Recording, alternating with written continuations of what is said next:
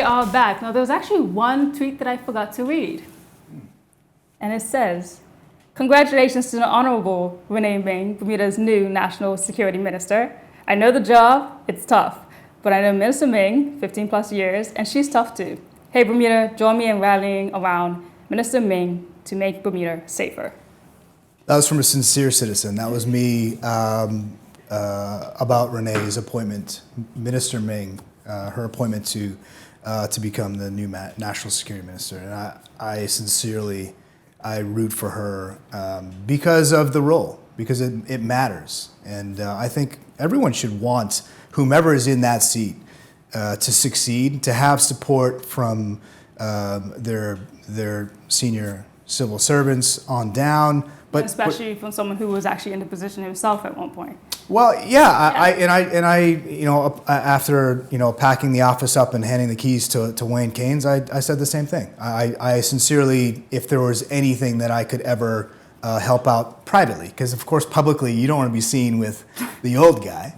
I get that part, but I do. I sincerely root for Minister Ming because it's an important job, and I mean this sincerely. It is a life or death in many instances. It's a life or death. Especially right now during this pandemic, it's been quite rough. And I actually want to jump back into the former minister before her, former Minister Keynes, Wayne Keynes.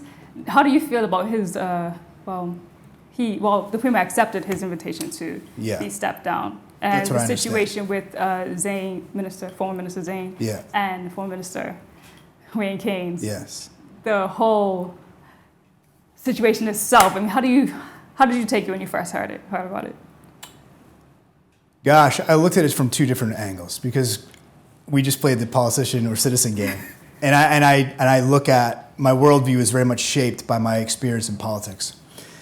As a citizen, first and foremost, I looked at that and I had frustration because, as a community, we were told repeatedly, and I applaud the government for the level of communication and avenues that they've used, including social media, to tell and inform the public about the updates with COVID-19 and what they expect us to be doing and what they're doing. So there's frustration when you see or you see images and videos of a party event and you're at home under curfew. It had just been lifted and you're still really rattled about what had just happened. And then as a politician, I thought, this is not going to end well.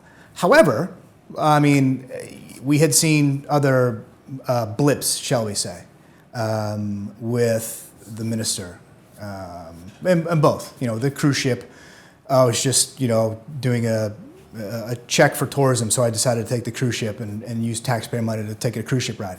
And then there was the cereal incident in London. So, I mean, there are other things, and I thought, you know what? This may just be something that's in a week's time not an issue. And it became pretty clear, though, that wasn't the case. There are other things behind it with the fundraising, whether it was for charity or not.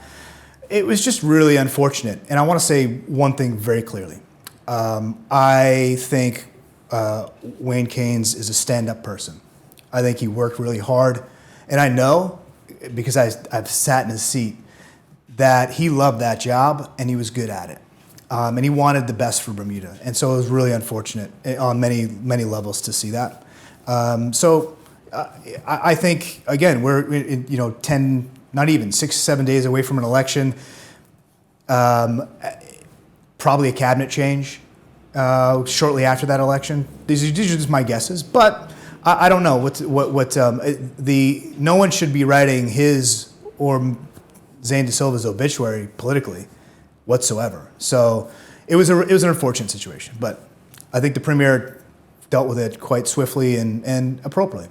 All right, cool. Thank you for that. So I want to jump into some upcoming election questions. Yeah. And the first one being, how do you feel about this Free Democratic Movement joining in and Mark Bean overall? What's your opinion? Okay, I love the fact that there's a third party now in Bermuda. There's a third option because the biggest, my opinion, the biggest problem that we have in Bermuda politics is a two-party system. Why? Because it's by its very nature combative. when you have one force and an opposing force, they're just literally doing that the entire time. Very, very seldom do you see them work together for the greater good. Why? Because it's not politically expedient to do so. You're not going to win votes by working with the people who are doing it. So you have to cut them down. And that, I think, is so dangerous for Bermuda. And it holds us back from actually progressing in so many areas. From education is a big one, to public safety. I love the fact that there's a third party. Very interesting that Mark Bean came out as the person leading this third party.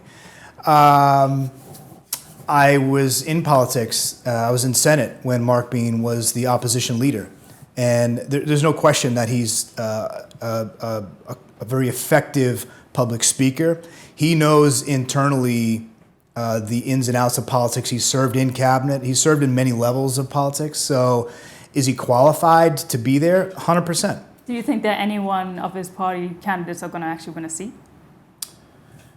It's unlikely, and that's unfortunate. I don't even know a lot of them, to be honest with you, and I do know some of them. And I really am a fan of either an independent option or a third party option. So it's unlikely, just given the numbers and the data. I mean, you're talking to someone who lost in 2012 in Pembroke to Rolf Commission, and I knew the numbers were stacked against me. Whether or not people liked me more than they liked Mr. Commission or not did not matter. Party politics is party politics. Mm-hmm. So I truly wish them the best, and I actually hope that they do pick up a seat or two. It would be really shocking if they did, but I do hope that we see that, because we need that disruption in a big way. Awesome. Okay, Yeah. Thanks for that. And one of my questions for you also is, there's been a lot of uproar from maybe the younger generation right now to have a national debate.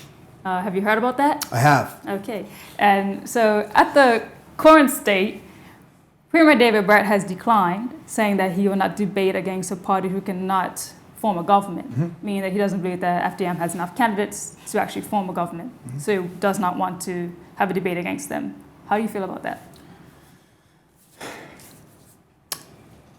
When I was the Minister of National Security, I went in every day, opened the door to that office, sat down in that chair, and I said to myself, I have to be prepared at any time to stand up and discuss and debate why I'm in this chair with anybody, regardless of who they were, whether they're in politics or not. I have to prove myself every single day. And the Premier is no different.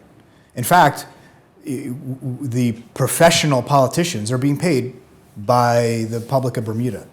A debate is a no-brainer. It shouldn't even be an option, frankly. This should be part of the electoral process, whether it's a by-election, whether it is a general election for MPs, and then, of course, internally, who's the leader. But a debate is absolutely necessary. And, frankly, it's transparent. This is the key, right? It is you standing up and qualifying to the general public why you feel you and your party should be elected. And it's surprising, because I frankly feel that Premier Burt has done enough, I'll say that, to win. I feel like they've done enough to win.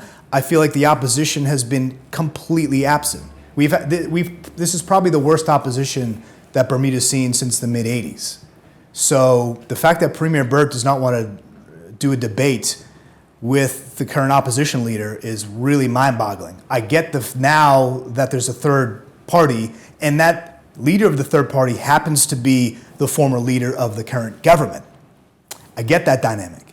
And I understand that Mark Bean will have a lot to say, because his exit from the Progressive Labor Party was probably not as it was presented to the public. I'm with 100% in my mind certainty that he would have a lot to say, more to Premier Burt than he would to opposition leader. But why would he want to debate with the opposition leader? Again, really, there's very little meat on that bone. Mm-hmm. It would be between Mark Bean and Premier Burt.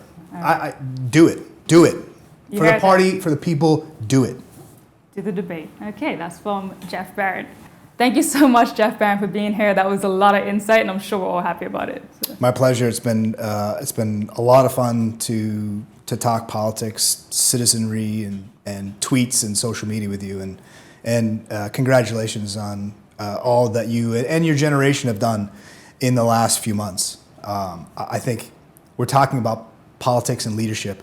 We've seen in Bermuda in the last year, leadership has come from the community, and I think there's been a big gap from political leadership, which is why I think very few people are inspired in this election. However, the bright side is that there are a lot of younger Bermudians who are not currently in politics, who may end up in politics, who knows, but they are really the voice, and they are really showing a lot of leadership. Think about the Black Lives Matter march. Think about all the activists. Think about all the students. The Bermuda Youth Connect. The Youth Connect. I mean, that's where you're finding leadership.